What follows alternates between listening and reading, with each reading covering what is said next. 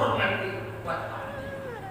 Wa ma sabata man sabat illa bitarkil hurmati wa ta'zim.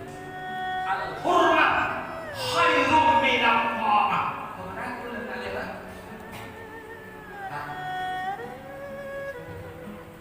hanurut ilmu ini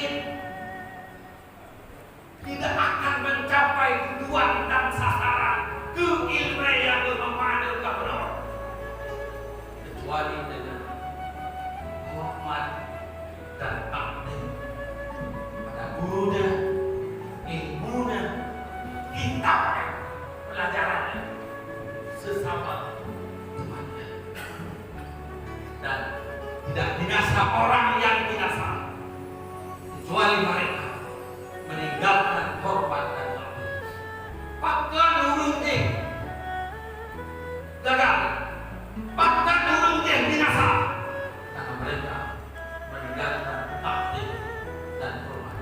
Hormat itu, takdir itu lebih baik daripada taat. Annal insan la yakfuru bil maksiyah wa innama yakfuru bil tarkil hormati wal ma'ruf. Manusia hanjing kafir dengan gara-gara maksiat, tapi manusia menjadi kafir atau kufur